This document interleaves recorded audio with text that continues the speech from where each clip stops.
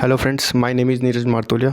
तो हम एफएम पढ़ रहे थे। तो एफएम में हमने पहला चैप्टर कर लिया है, जिसका अभी आधा पार्ट और बचा हुआ है, जिसका नाम है प्रॉपर्टी ऑफ फ्लूइड। ठीक है, प्रॉपर्टीज़ ऑफ फ्लूइड। इसमें हमने पढ़ लिया था न्यूटोनियन क्या होता है, नॉन न्यूटोनियन क्या होता है। ठीक है, उसके बाद हमने पता किया था वो कर्व के सहायता से ये न्यूटोनियन हो गया, ये डायलेटेंट हो गया, ये सूडो प्लास्टिक हो गया। फिर उसके बाद यहाँ पे से एक ये बकिंगम हो गया, बकिंगम प्लास्टिक। ये थिक्सोटोरपी हो गया, और ये क्या हो गया, रियोपैटिक हो गया। ठीक है, उसके बाद इसके एग्जांपल भी लिख लिए थे हमने इससे पहले चैप्टर में। इस एग्जांपल लिख लिए थे। फिर आगे आज पढ़ते हैं, स्टार्ट करते हैं हम अपना मैक नंबर से। ठीक है, कि मैक नंबर होता क्या है। तो स्टार्ट करते हैं हम आज मैक नंबर से। मैक नंबर, कि मैक नंबर क्या होता है। मैक नंबर होता है it is used to classify the type of fluid. ठीक है, किस लिए यूज़ करते हैं हम मैक नंबर को। मैक नंबर को हम यूज़ करते हैं classify the type of fluid. ठीक है, और इसका एक वो होता है फॉर्मूला टाइप का, लिख लो। जो मैक नंबर होता है वो क्या होता है, under root inertia force upon elastic force. ये आता है एग्ज़ाम में, ये इंपॉर्टेंट है, ये आ जाएगा। ठीक है, inertia force upon elastic force क्या होता है, मैक नंबर होता है। ठीक है, मैक नंबर क्या होता है, इनर्शिया फोर्स और अपॉन इलास्टिक फोर्स। और किस लिए यूज़ किया जाता है, classify the type of fluid. ठीक है, आप जो याद करने वाली चीज़ है इसमें कि सबसे पहले कि अगर जो मैक नंबर है अगर वो लेस देन 0.2 है तो वो क्या हो जाएगा, वो फ्लूइड क्या हो जाएगा, इनकम्प्रेसिबल।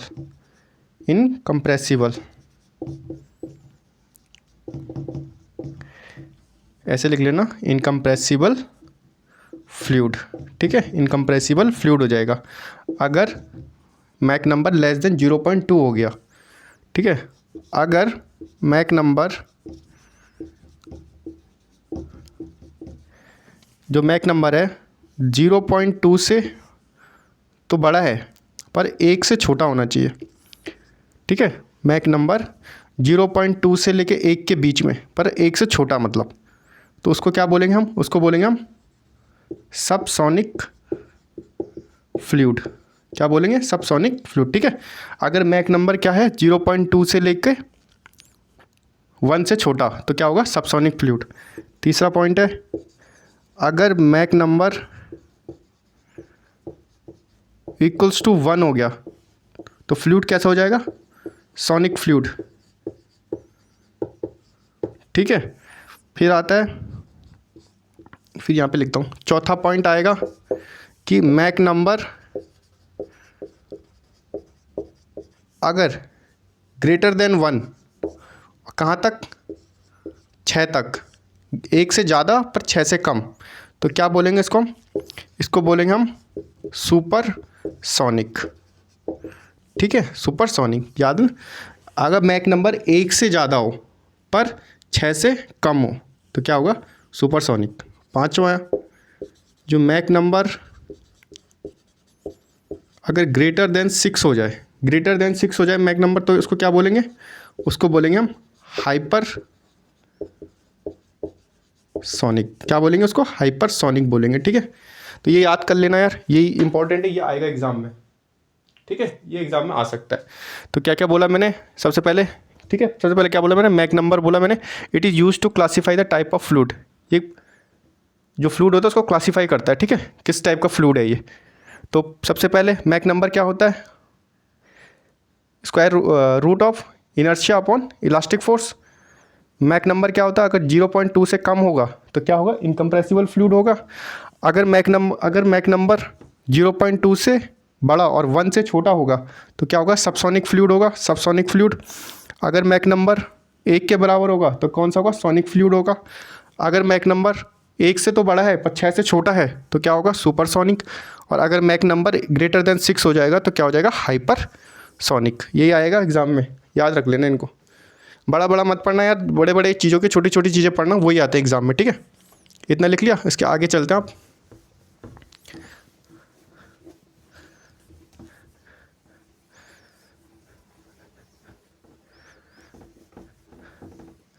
फिर आगे आएगा आपका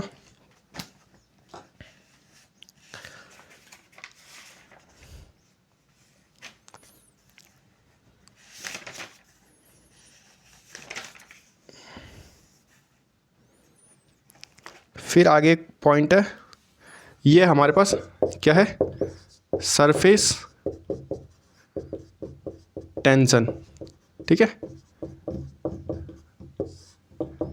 सरफेस टेंशन, अब ये इस यहाँ से आएंगे पेपर में, ये है इंपॉर्टेंट, सबसे ज़्यादा इंपॉर्टेंट, सरफेस टेंशन, ठीक है। इसमें क्या होता है, इसको किससे डिनोट करते हैं हम, सिग्मा से, सिग्मा से इसको डिनोट करते हैं, ठीक है। इसका पहला पॉइंट लिखना, surface tension is caused by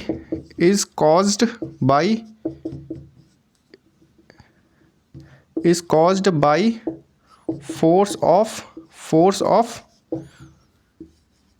cohesion between liquid molecules,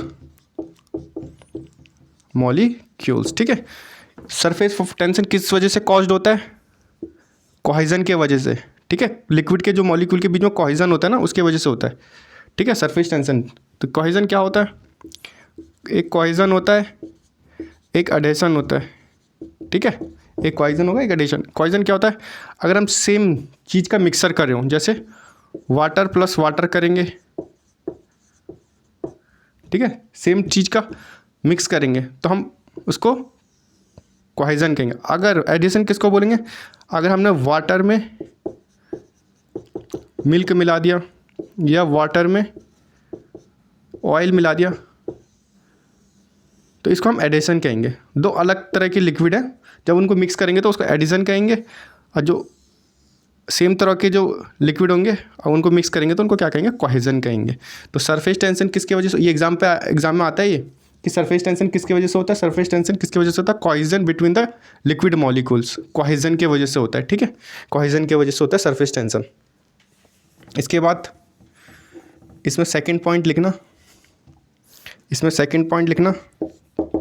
कि इनविजिबल फ्लूइड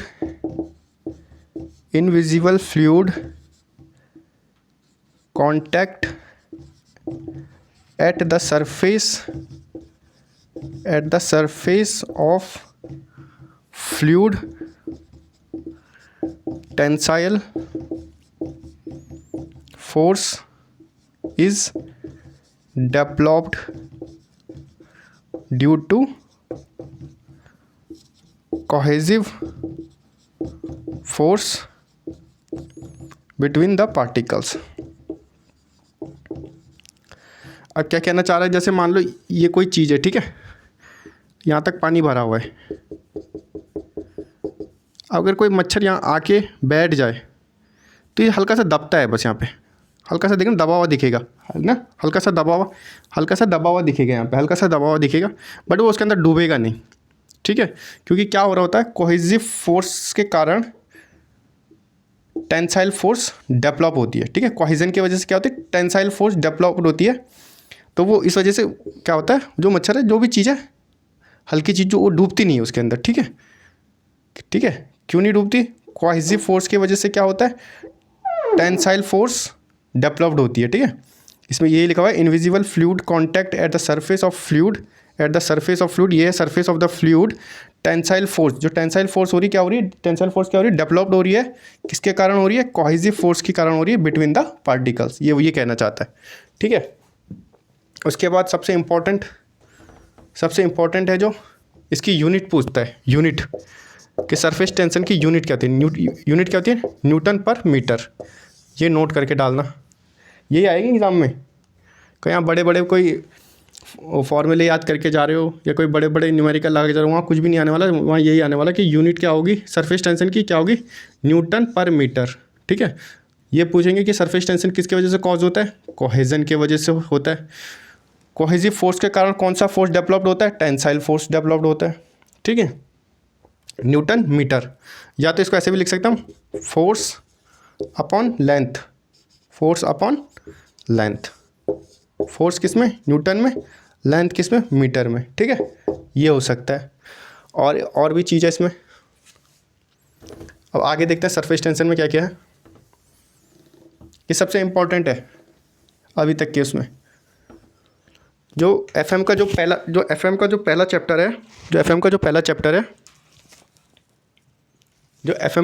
चैप्टर है, उसमें सबसे ज़्यादा पूछे जाते हैं एग्ज़ाम में। उसमें क्या क्या है, उसमें तो एक तो प्रॉपर्टीज़ के बारे में लिखा हुआ है।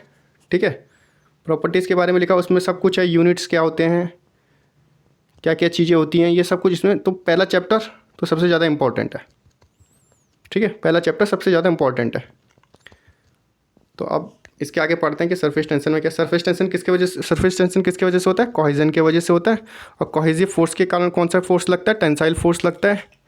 ठीक है, टेंसाइल फोर्स लगता है।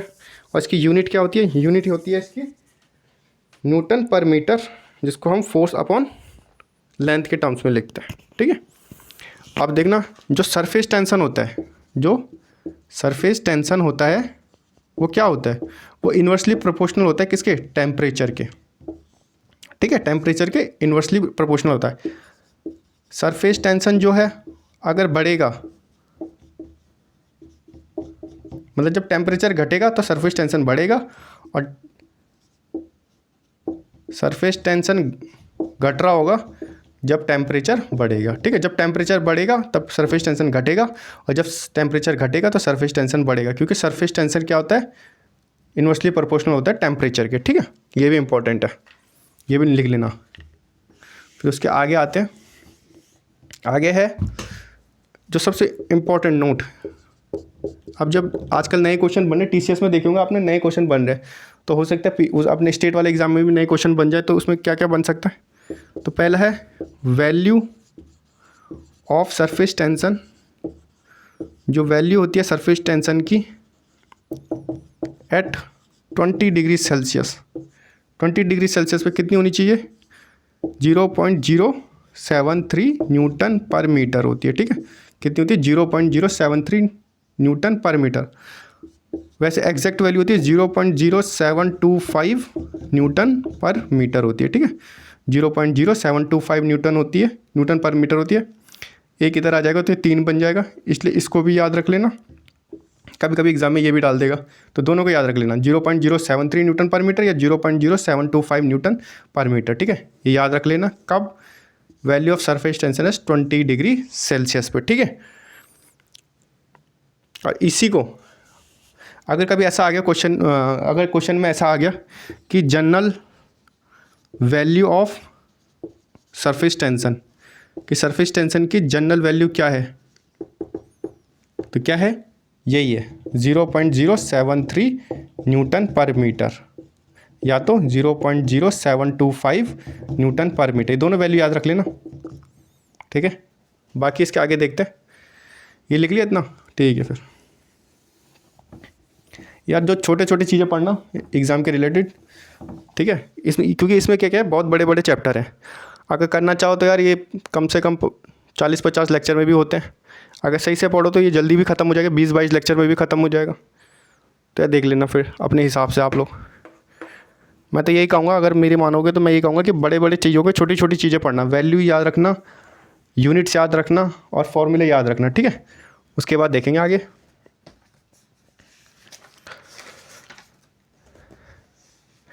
अब इस पर एक आगे क्या होता है, कुछ फॉर्मूलेज हैं जिनसे क्वेश्चन बनते हैं। तो सबसे पहले लिखेंगे हम वाटर जेट ही बोलते हैं, या लिक्विड जेट भी बोलते हैं इसको। ठीक है, वाटर जेट या लिक्विड जेट बोलते हैं। अब इसको कैसे लिखेंगे, इसका जो फॉर्मूला होता है वो होता है P for pressure 2 sigma D. ठीक है, ये फॉर्मूला है important, P equals to 2 sigma by D. ठीक है, सिग्मा क्या है? सरफेस टेंशन, है ना, ये याद रखना। और अगर इसको सिग्मा के टर्म्स में लिखेंगे तो क्या लिखेंगे? P इंटू डी अपॉन 2, ऐसे भी लिख सकते हैं ना, ये ऊपर चला जाएगा, नीचे आ जाएगा, तो सिग्मा के टर्म्स में आ जाएगा P इंटू डी बाई 2, ऐसे भी याद रख लेना। और अगर रेडियस के टर्म में पूछा, ठीक है, अगर रेडियस के टर्म में पूछा तो कैसे करोगे? Sigma equals to P into कितना होगा, 2 पाई डी ना, एक मिनट, डायमीटर होता है 2r, तो अगर हम इसको P इंटू 2r अपॉन 2 कर लें तो 2 से 2 कट जाएगा, तो सिग्मा किसके बराबर आ जाएगा? जो सिग्मा है वो आ जाएगा P इंटू आर के फॉर्म में। ठीक है, ये प्रेशर के फॉर्मूला, प्रेशर के टर्म्स में, ये सरफेस टेंशन के टर्म्स में, और ये रेडियस के टर्म्स में। ठीक है, ये डायमीटर है, ये प्रेशर है, ये हमारा सरफेस टेंशन है। P equals to 2 pi upon D. ठीक है, ये फॉर्मूला भी याद रखना है। Sigma equals to P into D by 2 भी याद रखना है। अगर रेडियस के टर्म्स में पूछ लिया फॉर्मूला तो sigma equals to P into R. ठीक है, ये भी याद रखना। अब ये 2 कैसे याद रखा जाए कि इसमें कई सारे हैं, जिसमें 2 आता है, किसी में 4 आता है, किसी में 8 आता है। तो याद रखना, जो ये लिक्विड जेट का जो ये L है ना, ये कितने में आता है? 12 नंबर पे आता है, तो 12 से ये 2 याद रखना। ठीक है, लिक्विड कितने पे आता है? L कितने पे आता है? 12 पे आता है ना, तो 12 का 12 लिखना, उसका 2 याद रखना। तो उस 2 से याद रखना जो फॉर्मूला बनेगा वो क्या बनेगा? 2 सिग्मा डी। ठीक है, 2 सिग्मा डी लिख दिया। अगर सिग्मा के फॉर्म में पूछ लिया तो P इंटू डी बाई 2 लिख दिया, और अगर रेडियस के टर्म्स में पूछ लिया तो sigma upon P into D पूछ लिया, आर पूछ लिया, सिग्मा इंटू आर हो गया। ठीक है, ये याद रख लेना। फिर उसके बाद आता है हमारे पास, ये पहला लिख लिया होगा आपने, वाटर जेट बोलते हैं या इसको लिक्विड जेट बोलते हैं।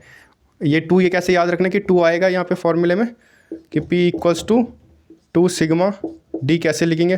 तो 2 याद रखना कैसे आएगा? लिक्विड का L है, L कितने पे आता है? 12 नंबर पे आता है, 12 का 2 याद रखना हमने। ठीक है, 12 का 2 याद रखना हमने। ठीक है, 12 का 2 याद रखना हमने। तो उसके आगे देखेंगे, इससे क्वेश्चन बनते हैं। ठीक है, ये सारे याद रखने।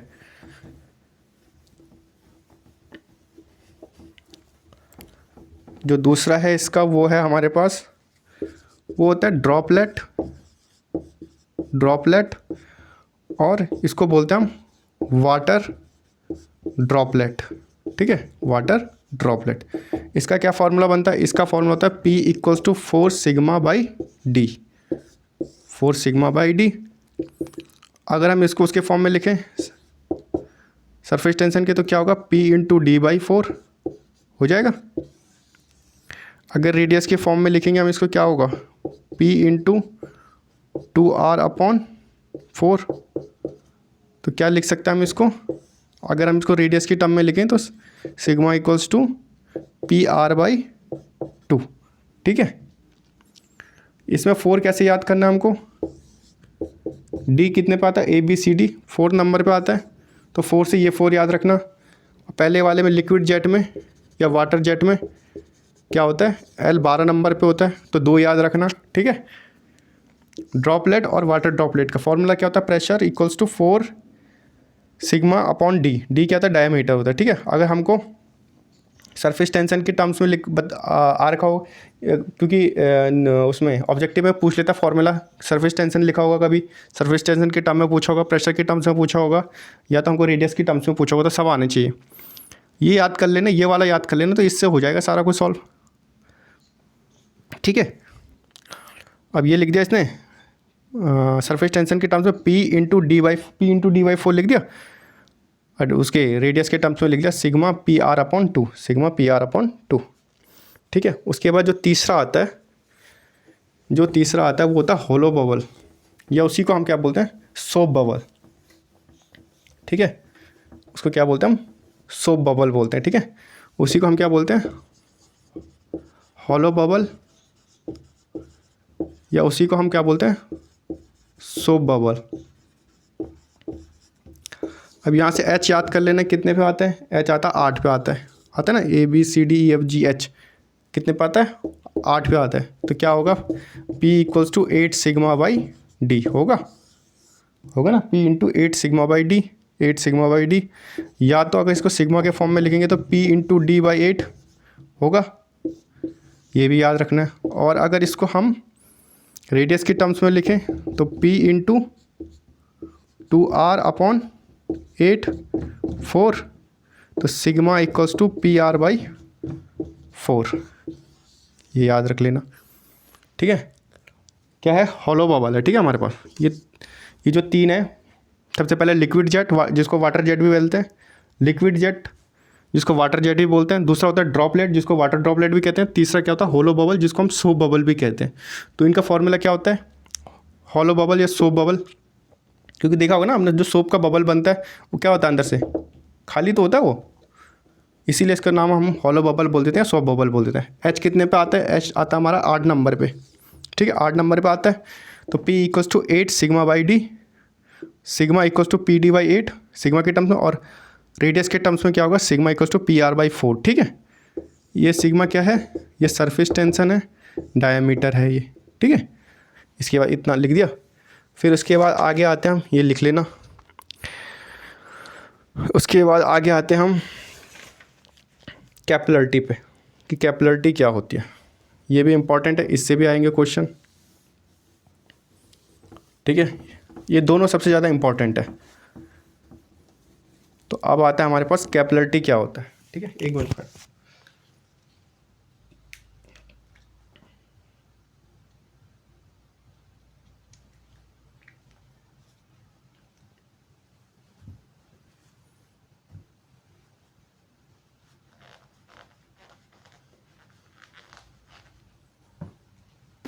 अब मैं बता रहा था कैपिलरिटी क्या होता है।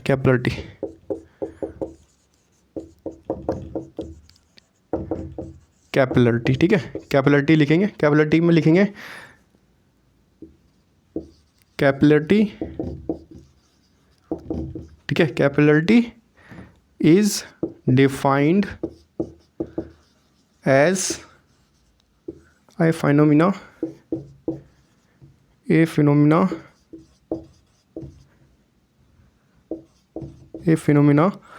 of rise or fall of a liquid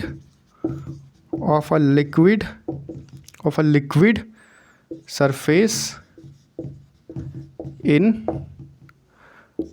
pipe with small diameter with respect to fluid is called capillarity, ठीक है। क्या बोला इसने, देखो, capillarity is defined as a phenomena of rise और फॉल ऑफ अ लिक्विड। जो राइज और fall होता है, जैसे ये लगा दिया हमने, कोई पाइप लगा दिया, इसमें जो राइज होगा फॉल होगा, उसी का जो ये फिनोमिना है उसको कैपिलरिटी कहते हैं, ठीक है। जो ये पाइप होती है, स्मॉल डायमीटर की पाइप होती है, कितना स्मॉल होती है, ये होती है हमारे पास भाई लेस देन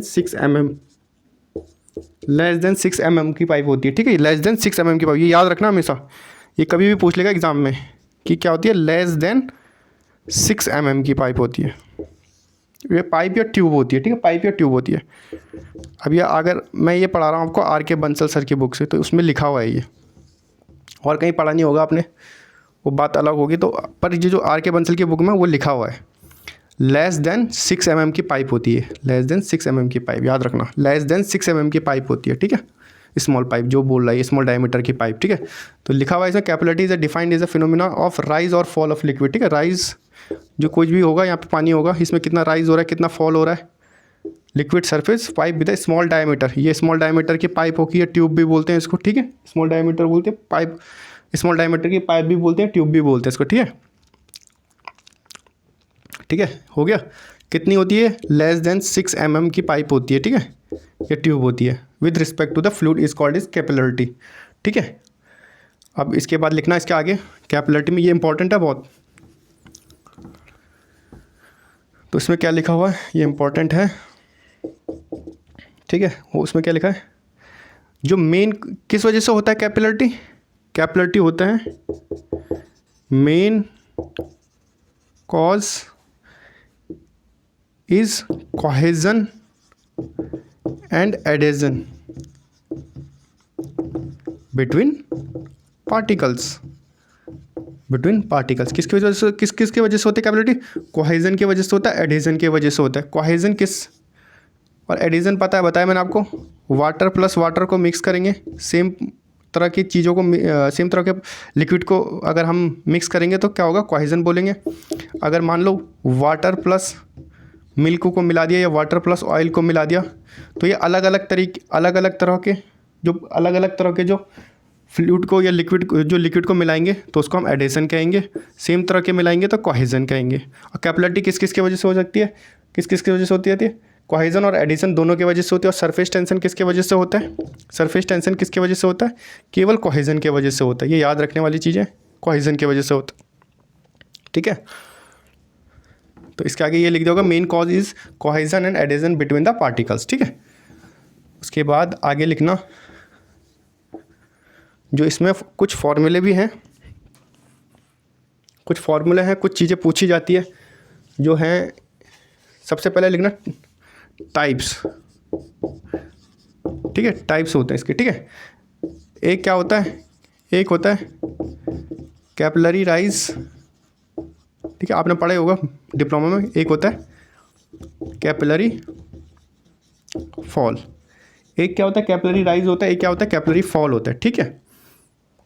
अब जो इसमें याद रखने वाली चीज़ है, पहले कैपिलरी राइज में जो याद रखने वाली चीज़ है वो क्या है, जो इसका शेप ऑफ मिनिस्कस होता है, शेप ऑफ मिनिस्कस, मतलब जैसे ये लिक्विड है, ये फ्लूइड लेवल है, फ्लड लेवल मत समझ लेना कहीं, फ्लूइड लेवल है, ठीक है। जो ये फ्लूइड लेवल है, अगर राइज ऊपर की तरफ राइज होगा कुछ इस तरीके से होगा, ठीक है, कुछ इस तरीके से होगा, तो क्या होता है कैपिलरी, ये पूछा जाएगा, ये इंपॉर्टेंट है। कैपिलरी राइज में जो शेप ऑफ मिनिस्कस, जो ये शेप ऑफ मिनिस्कस, जो ये ऊपर वाला मिनिस्कस बनाया है मैंने, शेप बनाया है, उसका क्या होता है, वो कॉनकेव होता है ना, कॉनकेव होता है, ठीक है। कॉनकेव पता होगा ना, ऐसे मैं क्या बना रहा हूँ,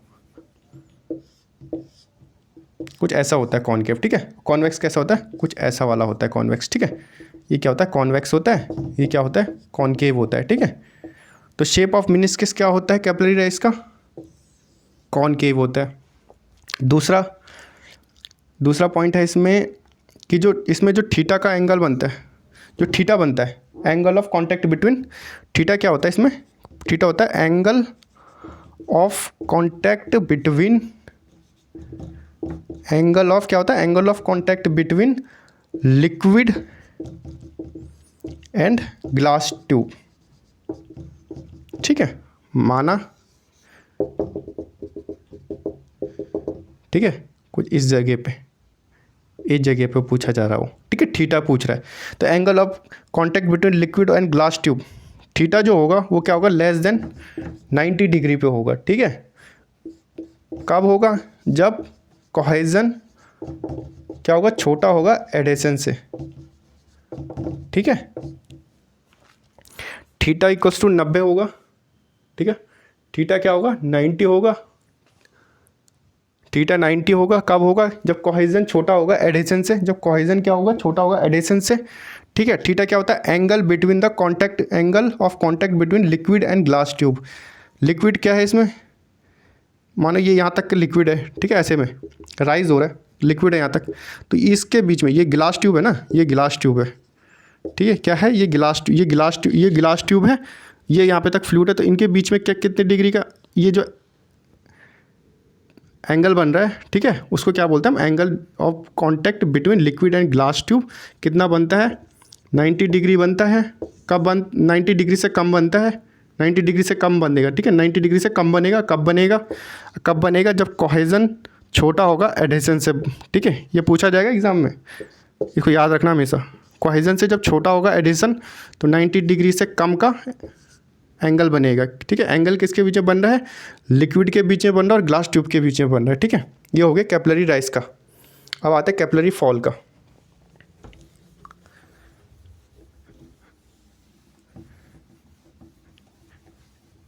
ठीक है, अब आएगा कैपिलरी फॉल का। कैपिलरी फॉल का तो इसमें तो अभी सीधा लिख लेना, जो शेप ऑफ मिनिस्कस होता है, जो शेप ऑफ मिनिस्कस होता है, शेप ऑफ मिनिस्कस जो होगा, मिनिस्कस वो क्या होगा, कॉन्वेक्स होगा, होगा ना, कॉन्वेक्स होगा, ये वाला होगा। कैसे, मानो ये फ्लूइड है, ये है, तो अब जो अगर ये फ्लूइड लेवल है, फ्लूइड लेवल है, तो जो ये बनेगा कैसे बनेगा, कुछ इस तरीके से बनेगा, ठीक है, कुछ इस तरीके से बनेगा ना। जब इसको ऐसे करके देखेंगे तो हम वो कॉन्वेक्स ही दिखेगा हमको, ठीक है। इसमें क्या होगा, थीटा बड़ा होगा 90 डिग्री से, ठीक है, थीटा बड़ा होगा, क्या होगा 90 डिग्री से। अब इन दोनों के बीच में देखो 90 डिग्री से ज़्यादा ही होगा ना। अब ऐसे में देखेंगे तो क्या होगा, 90 डिग्री से तो ज़्यादा ही होगा।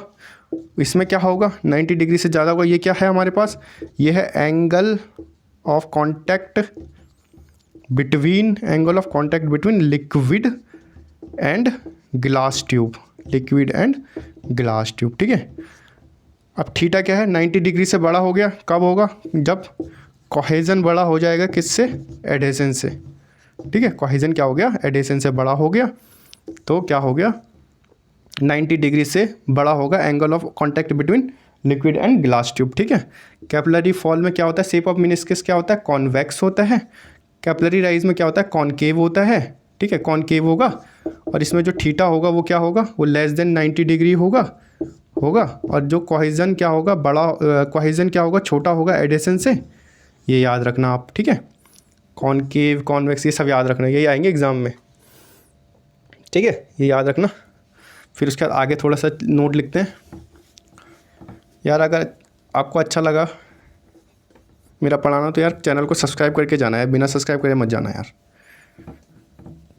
जितना सब्सक्राइब करोगे उतना अच्छे से पढ़ाया जाएगा, तो चैनल को सब्सक्राइब करते रहना यार, अपने दोस्तों में शेयर करते रहना। और जो हाइड्रोलॉजी में जो अब चलेगा, हमने 2 चैप्टर कर लिया हाइड्रोलॉजी में, 2 चैप्टर कर लिया, तो अब क्या करेंगे, उसका दोनों चैप्टर का जो प्रीवियस ईयर गेट में आया हुआ, ESC में आया हुआ, PSU में आया हुआ, AE में आया हुआ और JEE में आए हुए सारे क्वेश्चन करेंगे, ठीक है। तो यार याद रखना, सब्सक्राइब करते जाना यार चैनल को, ठीक है। अब करेंगे आगे, लिखते हैं हम एक नोट पॉइंट, ठीक है, नोट पॉइंट लिखेंगे, नोट पॉइंट लिखेंगे, ठीक है। वैल्यू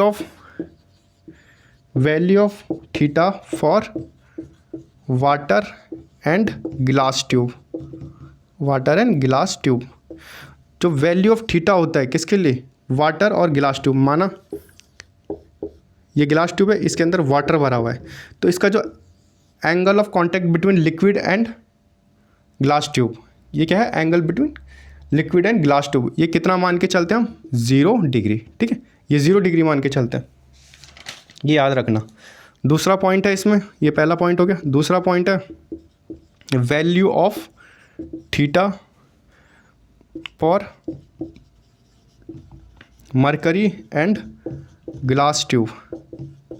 मरकरी, अगर मरकरी होगा, अब यहाँ वाटर है, अब इसके जगह मरकरी आ जाए, तब क्या होगा, angle of contact between liquid and glass tube कितना होगा, तब थीटा कितना होगा, 135, सॉरी, तब होगा 128 डिग्री।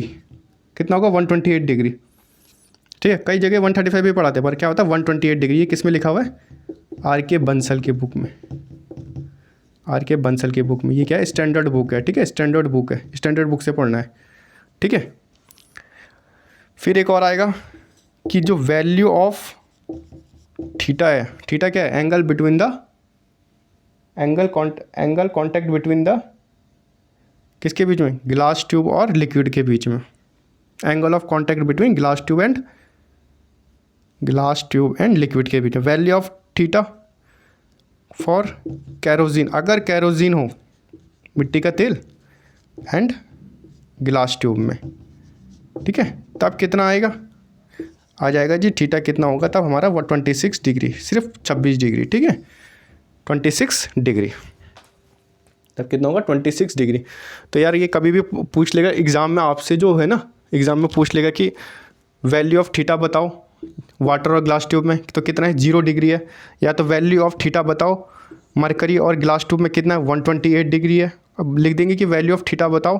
थीटा क्या है, एंगल बिटवीन, क्या था, कॉन्टैक्ट एंगल बिटवीन जो, या एंगल ऑफ कॉन्टैक्ट बिटवीन जो है, थीटा क्या है, angle of contact between glass tube and liquid के बीच में। पूछ लेंगे कि थीटा बताओ कि केरोसिन और ग्लास ट्यूब में कितना होता है 26 डिग्री होता है। ठीक है, याद रखना। ठीक है, अब क्या होगा, अब आगे लिखते हैं।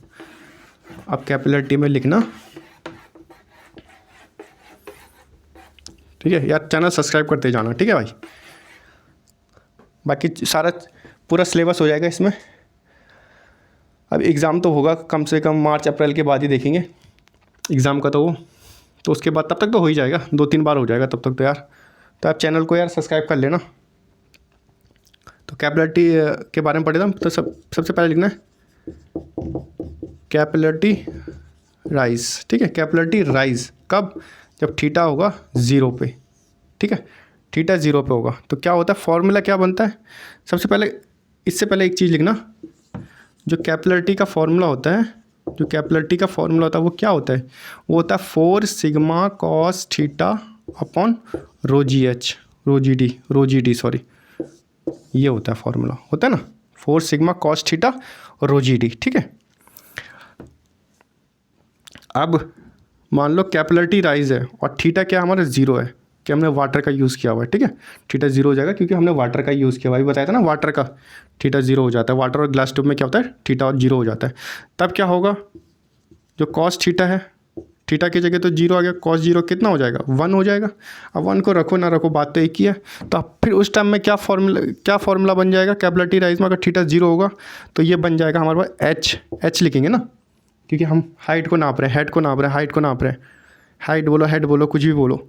तो ये क्या लिखेंगे हम इसको, फिर हम कॉस थीटा की जगह तो 1 आ जाएगा, तो हम इसको क्या लिखेंगे 4 सिग्मा रो जी डी। ठीक है, ये याद रखना, ये आएगा एग्ज़ाम में 4 सिग्मा रो जी डी। 0 कब रखते हैं हम, जब वाटर और ग्लास ट्यूब के बीच में एंगल बनता है। ठीक है, उसको 0 लेते हैं हम। 0 ले लिया, 0 लिया तो कॉस थीटा 0 लिया तो 1 आ गया। कैपिलरिटी राइज का फॉर्मूला था 4 सिग्मा कॉस, कैपिलरिटी राइज का क्या होता है 4 sigma cos theta rho G D होता है। ठीक है, तो क्या करेंगे हम, एच की जगह लिख देंगे एच इक्वल्स टू एच, क्या हाइट के टर्म्स में नाप रहे हैं या हेड के टर्म्स में नाप रहे हैं, तो 4 सिग्मा रो जी डी। ठीक है, ये आता है। इस पर क्वेश्चन भी आ सकता है, छोटा सा क्वेश्चन है, सीधा सिर्फ फॉर्मूला लिखना है। फिर आता है हमारे पास, तो हम क्या करेंगे कि 2 चैप्टर कंप्लीट होने के बाद, 2 चैप्टर जब भी कंप्लीट होंगे उसके बाद उसका एक लेक्चर किस में आएगा, जिसका ESC, गेट, AE, PSUs और JEE में जो क्वेश्चन आए होंगे, प्रीवियस ईयर क्वेश्चन सॉल्व करेंगे। जब भी 2 चैप्टर हो जाएंगे, ठीक है, जब भी 2 चैप्टर हो जाएंगे तब करेंगे उसके बाद। ठीक है, सिंगल चैप्टर में मज़ा नहीं आते, तो 2 चैप्टर हो जाएंगे तब करेंगे। ठीक है, तो हमने कैपिलरिटी अभी राइज तो पढ़ लिया। ठीक है, कैपिलरिटी राइज पढ़ लिया। अब कैपिलरिटी फॉल पढ़ते हैं हम, सेकंड पढ़ते हैं हम कैपिलरिटी फॉल। इसमें वो याद रखना, मिनिस्कस कैसा होता है, शेप ऑफ मिनिस्कस कैसा होता है, कॉन्वेक्स होता है। ठीक है, क्या होता है, कॉन्वेक्स होता है। ठीक है, अब इसमें क्या था, कैपिलरिटी का फॉर्मूला हमको पता है। कैपिलरिटी का फॉर्मूला क्या था हमारे पास, क्या था 4 sigma cos theta upon rho G D था ना, रो जी डी था हमारे पास। ठीक है, था ना कैपिलरिटी का formula 4 sigma cos theta upon rho जी डी। अब सिग्मा फॉल है, तो सिग्मा फॉल में क्या आएगा, H equals to 4 sigma cos theta upon rho ji D, ये याद रखना। ठीक है, इसमें सिंपल ये आएगा। ठीक है, इसका न्यूमेरिकल करना पड़ेगा, वो जब इसका ख़त्म हो जाएगा 2 चैप्टर तब मैं करा दूंगा। कैपिलरिटी फॉल ये वाला याद रखना, H equals to 4 sigma cos theta rho ji D. Capillary fall में क्या, मिनिस्कस का शेप क्या होता है, कॉन्वेक्स होता है। और कैपिलरिटी राइज में क्या होता है, मिनिस्कस का फॉर्मूला, मिनिस्कस का शेप क्या होता है, कॉनकेव होता है। ठीक है, इसके बाद लिखना, आगे लिखना इसमें, अब जो आगे लिखना है इसमें, अब सबसे पहले यार आपने कभी मरकरी देखी है? अगर आपने मरकरी देखी हो अपने लैब में, लूब में, तो ठीक है, अगर देखा हो अच्छी बात है।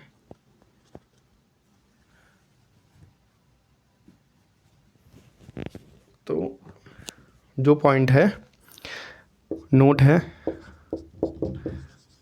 नोट पॉइंट है spherical, spherical shape of, spherical shape of mercury bubble, mercury bubble is due to, is due to किसके वजह? देखो जो मरकरी होता है ना, नहीं भी देखा कोई बात नहीं, जो मरकरी होता है ना, तो एक तो बहुत हैवी सा लगता है, बहुत हैवी सा होता है, वो होता ही है हैवी, क्योंकि वाटर से तो हैवी होता है उसकी स्पेसिफिक ग्रेविटी, है ना, वाटर से तो है ज़्यादा ही है, उसकी डेंसिटी ज़्यादा है वाटर से, ठीक है। अब क्या होता है कि जब आप उसको पकड़ोगे या गिराओगे तो वो कैसे हो जाता है, ऐसे बूंद बूंद बूंद, ऐसे बूंद बूंद में ऐसा ऐसा दिखता है वो, ठीक है। पकड़ना बड़ा मुश्किल होता है, इसको पकड़ा नहीं जाता, ये बहुत स्लिपरी होता है ये, ठीक है ना। और कभी हाथ वाथ कटा वटा होगा तो इसको मत छूना, ये नहीं तो अंदर भी चले जाता है, फिर उसमें बीमारी हो जाती है एक, फिर वो सही भी नहीं होती वो बीमारी, ठीक है। तो spherical shape of mercury is bubble is due to किसके वजह से किसके वजह से उसका स्फेरिकल शेप आता है? वो आता है हमारा सरफेस टेंशन की वजह से, ठीक है, सरफेस टेंशन की वजह से, ठीक है। सरफेस टेंशन किसके वजह से होता है? कोहेजन के वजह से होता है, कोहेजन की वजह से होता है, ठीक है, कोहेजन की वजह से होता है। कोहेजन क्या होता है? सेम पार्टिकल मिलके एक बॉन्ड अपने बीच में बॉन्ड सा बना लेते हैं, जैसे वाटर में होता है ना, यहाँ पे सरफेस में। इसी वजह से क्या होता है, जो मच्छर होता है वो डूबता नहीं है इसके अंदर, यही कारण है सरफेस टेंशन का, कोहेजन की वजह से होता है, ये याद रखने वाली चीज़ है। फिर आगे, ठीक है, फिर आगे कई चीज़ें याद रखने वाली, अभी बताता हूँ, रुक जाओ। फिर जो आगे आता है हमारे पास नोट पॉइंट है, नोट पॉइंट है, इन्हीं नोट में से आएंगे क्वेश्चंस, इनको अच्छे से उतार लेना। In order to avoid, in order to avoid, in order to avoid capillarity effect, capillarity effect, in order to avoid capillary effect in the pipe tube, in the pipe tube, pipe tube, ठीक है। क्या अगर हमको capillary tube का effect कम करना हो, मतलब avoid करना हो, हटाना हो, किस में? पाइप ट्यूब में, ठीक है, जो ट्यूब होती है ये पाइप ट्यूब, ठीक है। तो क्या करना पड़ेगा हमको, कौन सी? तो जो डायमीटर ऑफ पाइप, जो डायमीटर ऑफ पाइप ट्यूब होगा वो क्या करना पड़ेगा? 6 mm से ज़्यादा का यूज़ करना पड़ेगा, ठीक है, 6 mm से ज़्यादा का यूज़ करना पड़ेगा, ठीक है। Diameter of pipe is greater than 6 mm। अगर हम 6 mm से ज़्यादा की पाइप का यूज़ करेंगे तब हमारे उसमें पाइप ट्यूब में क्या होगा, कैपिलरिटी का इफेक्ट नहीं आएगा कोई भी, ठीक है। हम कौन सा करते हैं? लेस देन, मैंने पहले बताया था, लेस देन 6 mm वाला यूज़ करते हैं हम लोग, इसकी वजह से कैपिलरिटी में राइज और फॉल होता है, ठीक है, पाइप ट्यूब में जो ट्यूब होता है, ठीक है। तो इन ऑर्डर टू अवॉइड, अगर हमको अवॉइड करना हो कैपिलरी इफेक्ट, कैपिलरिटी इफेक्ट को अवॉइड करना हो किस में? पाइप ट्यूब में, तो क्या करना पड़ेगा? Diameter of the pipe tube क्या लेना पड़ेगा? 6 mm से ज़्यादा का लेना पड़ेगा, ठीक है, याद रखना, ठीक है।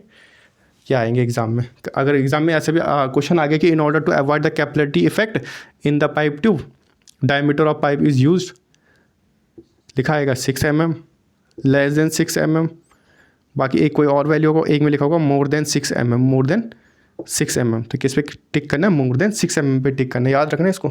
ये एई में आया हुआ है 2015 में एक बार, कहाँ के एई में आया? छत्तीसगढ़ के एई में आया हुआ है, ठीक है, और भी ये जगह आया होगा, मैंने देखा नहीं बाद में। तो जब 2 चैप्टर हो जाएंगे तब उसके बाद कराऊंगा मैं इसके सारे क्वेश्चन जो जो इम्पोर्टेंट और आ सकते हैं। तो दूसरा क्या है हमारे पास इसमें? दूसरा इसमें if no tube is used, अगर हम कोई भी ट्यूब यूज़ नहीं कर रहे हैं, जैसे मतलब ये है, ये ट्यूब ही यूज़ नहीं कर रहे हैं, ट्यूब यूज़ ही नहीं कर रहे हैं, एंड उसके अंदर केवल ओनली वाटर इज़ प्रजेंट, केवल वाटर प्रजेंट है, ठीक है। क्या हुआ? ये यूज़ ही नहीं कर रहे और यहाँ केवल वाटर है, देन जो कैपिलरी राइज एंड कैपिलरिटी जो फॉल है, जो कैपिलरी राइज और कैपिलरी फॉल है, वो कैसे पता करेंगे हम? एच लिखेंगे ना, हेड की टर्म्स में निकाला, हाइट की टर्म्स में निकाल रहे हैं, तो क्या लिखेंगे? 30/d, 30/d। कैसे निकालेंगे? जब हमारे पास ट्यूब ही नहीं ले रखा हमने, ट्यूब है ही नहीं यूज़, और इसके अंदर क्या है? वाटर भरा हुआ है। क्या भरा हुआ है? वाटर भरा हुआ है। तो हम कैपिलरी राइज और कैपिलरी फॉल कैसे निकालेंगे? तब हम निकालेंगे H/30/d। डी क्या है इसमें? डायमीटर नहीं है इसमें, डी क्या है? Depth of water. वाटर को किस में निकालते हैं? डेप्थ में निकालते हैं ना, तो डेप्थ ऑफ वाटर, ठीक है, डेप्थ ऑफ वाटर है ना। अगर हम कोई भी ट्यूब यूज़ नहीं कर रहे, केवल पानी प्रेजेंट है, केवल पानी प्रेजेंट है, कोई ट्यूब यूज़ नहीं कर रहे, तब कैपिलरी राइज और कैपिलरी इफेक्ट कैसे निकालेंगे? H=30/d। 30/d। डी क्या होता है? डेप्थ नहीं होता, वो डायमीटर नहीं होता, क्या होता है? डेप्थ ऑफ वाटर होता है, ठीक है, ये होता है इसमें। चलो इतना लिख लिया, फिर उसके बाद आगे चलते हैं। बाकी यार अगर पढ़ाना अच्छा लग रहा होगा तो कमेंट करते रहना, लाइक करते रहना वीडियो को, और ये सब्सक्राइब करते रहना, अपने दोस्तों को भेजते रहना, ठीक है। जितना भेजते रहोगे उतना अच्छा लगेगा यार, जितना ज़्यादा लोग जुड़ेंगे उतना मज़ा आएगा, ठीक है। मैं नहीं चाहता यार आपके ज़्यादा पैसे वैसे खर्च हों किसी भी कोचिंग सेंटर में। पढ़ाना तो उन्होंने यही है, कोई अलग से तो पढ़ाएंगे नहीं वो, ठीक है। फालतू के जो बड़े बड़े क्वेश्चन करने से कोई फ़ायदा नहीं है, या कोई 51-52 लेक्चर पढ़ने की भी इतनी ज़रूरत कोई नहीं होती, ठीक है ना, सही है। बाकी जितने छोटे नोट्स होंगे, मैंने पहले से बोला, जितने छोटे नोट्स होंगे उतना फ़ायदा रहेगा आपके लिए, ठीक है ना। जितने छोटे नोट्स रहेंगे उतना फ़ायदा रहेगा, लास्ट में पढ़ते समय आसान होगा आप लोगों के लिए ना। अगर आप बड़े बड़े नोट्स बनाओगे फ़ायदा नहीं है उसके लिए कुछ भी। दूसरा क्या है, एक क्वेश्चन आता है SSC JEE में, उसमें क्या लिखा रहता है कि अगर हम पाइप ट्यूब को डायमीटर को डबल कर दें तो हाइट में क्या इफेक्ट पड़ेगा, ये आता है कुछ। तो अब क्या होगा, अब देखते हैं। फॉर्मूला क्या होता है कैपिलरी का? 4 सिग्मा कॉस थीटा रो GD होता है ना, तो H क्या होगा? इन्वर्सली प्रोपोर्शनल किसके होगा? D के होगा ना। इन्वर्सली प्रोपोर्शनल किसके होगा? D के होगा ना। तो अगर D बढ़ेगा तो H घटेगा भाई, D कम होगा तो H बढ़ेगा भाई, सिंपल बात है। इसमें D डबल हो रहा है, 2 गुना हो रहा है D, तो यहाँ H क्या होगा? हाफ हो जाएगा। हाइट कितना हो जाएगा? हाफ हो जाएगा। अगर हम डायमीटर को 2 गुना कर देंगे तो हाइट कितना हो जाएगा? आधा हो जाएगा ना। ये है इसका, ये लिख लेना, ये आता है कभी कभार कि जो ये हाइट है किसके प्रोपोर्शनल होता है, किसका इन्वर्सली प्रोपोर्शनल होता है? ये प्रोपोर्शनल होता है सिग्मा के, सरफेस टेंशन के, और इन्वर्सली प्रोपोर्शनल किसके होता है? क्या होता है इसका? डायमीटर ऑफ ट्यूब के, ठीक है, डायमीटर ऑफ ट्यूब के इन्वर्सली प्रोपोर्शनल होता है, सरफेस टेंशन के क्या होता है? प्रोपोर्शनल होता है, ठीक है। ये याद रख लेना, ये याद रखना, कैपिलरी का फॉर्मूला याद रखना, 4 सिग्मा कॉस थीटा रो GD, ठीक है, ये याद रखना। फिर उसके बाद कुछ टर्म्स आती हैं, क्या टर्म्स हैं वो?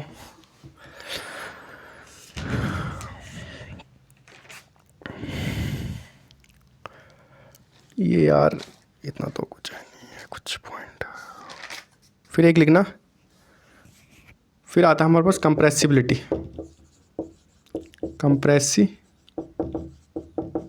ठीक है, कंप्रेसिबिलिटी, ठीक है। ये क्या होता है? ये होता है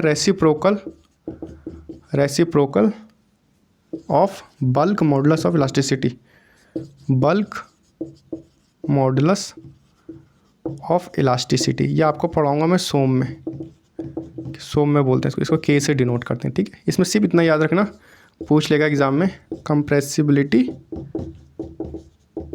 क्या होगा? 1/K, ठीक है, ये याद रखना बस। कंप्रेसिबिलिटी क्या होगा? 1/K होता है, ठीक है। एक नोट पॉइंट लिखना यार, एक नोट पॉइंट लिखना, ठीक है। देख, एक नोट पॉइंट लिखना, एक नोट पॉइंट ये है कि if density does not change with pressure, अगर प्रेशर के कारण डेंसिटी चेंज नहीं होती है फ्लूइड की, तो वो क्या होगा? इनकम्प्रेसिबल फ्लूइड होगा वो, ठीक है। क्या होगा? इनकम्प्रेसिबल फ्लूइड होगा, ठीक है। क्या होगा? इनकम्प्रेसिबल फ्लूइड होगा, ठीक है। उसके बाद एक चीज़ और लिखना नोट में, ये याद रखना, कंप्रेसिबिलिटी क्या होता है, reciprocal of bulk modulus of elasticity, ठीक है। ये बाद में पढ़ेंगे इसको अच्छे से। तो एक लिखना, लास्ट लिखना इसमें, इफेक्ट ऑफ प्रेशर, प्रेशर से क्या क्या इफेक्ट पड़ते हैं, ठीक है। लिक्विड लिखना एक साइड, लिक्विड, और एक साइड लिखना गैस, ठीक है ना। फ्लूइड क्या होती है, लिक्विड और गैस होती है, ठीक है। तो पहला पॉइंट लिखना जो विस्कोसिटी, विस्कोसिटी बताया था, resist of flow, resist flow होने से जो रोकती है। The viscosity of liquid is unaffected due to pressure, due to pressure. जो लिक्विड की विस्कोसिटी होती है उसको कोई कुछ भी नहीं होता, कोई भी प्रभाव नहीं पड़ता उस पर, किसकी वजह से, प्रेशर की वजह से, ठीक है। बट विस्कोसिटी, हाँ, और जो डायनामिक विस्कोसिटी होती है, गैसेस में बात कर रहा हूँ, डायनामिक विस्कोसिटी होती है ना, जो म्यू बोलते हैं जिसको, वो क्या आती है, उसमें कोई इफेक्ट नहीं होता, उसमें कोई रिमेन सेम रहता है, ठीक है, कि गैस के फॉर्म में। बट जो काइनेमेटिक विस्कोसिटी होती है, काइनेमेटिक विस्कोसिटी, काइनेमेटिक विस्कोसिटी जिसको हम न्यू के, न्यू, ये म्यू होता है, ये न्यू होता है, एन न्यू न्यू, और ये एम यू म्यू। तो क्या होता है, ये होता है इन्वर्सली प्रोपोर्शनल, इन्वर्सली प्रोपोर्शनल होता है, किसके प्रोपोर्शनल होता है, प्रेशर के प्रोपोर्शनल होता है जी। किसके प्रोपोर्शनल होता है जी, प्रेशर के प्रोपोर्शनल होगा, ठीक है। प्रेशर के क्या होगा, प्रोपोर्शनल होगा। बाकी राइटिंग तो यार ख़राब है पहले से ही, देख लेना, बोलता रह रहा हूँ मैं बार बार, ठीक है। तो क्या होगा, जो म्यू होगा वो क्या होता है, रो अपॉन म्यू अपॉन जो काइनेमेटिक विस्कोसिटी होता है, क्या होता है, डायनामिक विस्कोसिटी अपॉन डेंसिटी, ठीक है। और जो प्रेशर होता है ना, जो प्रेशर होता है वो डायरेक्टली प्रोपोर्शनल किसके होता है, डेंसिटी के। इस वजह से क्या होता है, जो काइनेमेटिक विस्कोसिटी जो होता है वो इन्वर्सली प्रोपोर्शनल किसके भी हो जाएगा, प्रेशर के भी हो जाएगा, ठीक है। इसमें क्या होता है, विस्कोसिटी पे कोई चेंज, लिक्विड में क्या होता है, कोई इफेक्ट अनअफेक्टेड होता है ड्यू टू प्रेशर, प्रेशर से कोई इफेक्ट नहीं होता है, दैट इज़ ये रिमेन सेम, मतलब इसका डायनामिक विस्कोसिटी भी, इसका काइनेमेटिक विस्कोसिटी भी सेम रहता है, ठीक है। फिर उसके बाद एक चीज़ लिखने वाली चीज़ है, फिर इसके बारे में नेक्स्ट क्लास में पढ़ेंगे। एक याद रखना कि 1 एटमॉस्फेरिक प्रेशर जो होता है, अब ये मैं आपको नेक्स्ट उसमें बताऊंगा चैप्टर में, ये आज फर्स्ट चैप्टर ख़त्म हो गया, कल से नेक्स्ट चैप्टर स्टार्ट करेंगे। तो जो 1 एटमॉस्फेरिक प्रेशर होता है वो होता है 998 kg पर मीटर क्यूब में, ठीक है, ठीक है। 1 एटॉमिक प्रेशर इज़ 998 kg पर मीटर क्यूब के बराबर होता है, ठीक है, ठीक है। बाकी 100 एटमॉस्फेरिक प्रेशर जो होता है वो कितना होता है, 1103 kg पर मीटर क्यूब, ठीक है। ये क्या है हमारे पास, ये क्या है हमारे पास, ये डेंसिटी ऑफ लिक्विड है, डेंसिटी ऑफ लिक्विड है, डेंसिटी ऑफ लिक्विड है। तभी तो अभी हमने पढ़ा था कि लिक्विड में जो होता है, लिक्विड में जो होता है प्रेशर से कोई भी चेंजेस नहीं आते, रिमेन सेम रहता है। अब देख लो खुद, अब एक एटमॉस्फेरिक प्रेशर में कितना है, 998 kg पर मीटर क्यूब है ना, और 100 एटमॉस्फेरिक प्रेशर में कितना है, 1003 kg पर मीटर क्यूब। कितने की चेंज, थोड़ा सा चेंज है, इतना थोड़ा बहुत चलता है, ठीक है। तो बाकी यार पहला चैप्टर फर्स्ट ख़त्म हो गया आज, और कल से चैप्टर 2 स्टार्ट करेंगे। कल से उसमें पढ़ेंगे हम सिंपल मैनोमीटर पढ़ेंगे, सिंपल मैनोमीटर पढ़ेंगे, हाइड्रोस्टैटिक लॉ पढ़ेंगे, ठीक है। बाकी यार फ्रेंड, अगर वीडियो अच्छी लगे तो क्या करना है, लाइक करना है, शेयर करना है, सब्सक्राइब करना है, और अपने दोस्तों को भेजना है, और चैनल को सब्सक्राइब करना है यार, अच्छे, ठीक है। बाकी पूरा सिलेबस हो जाएगा, डरना की कोई बात नहीं यार, ठीक है। Thank you friend.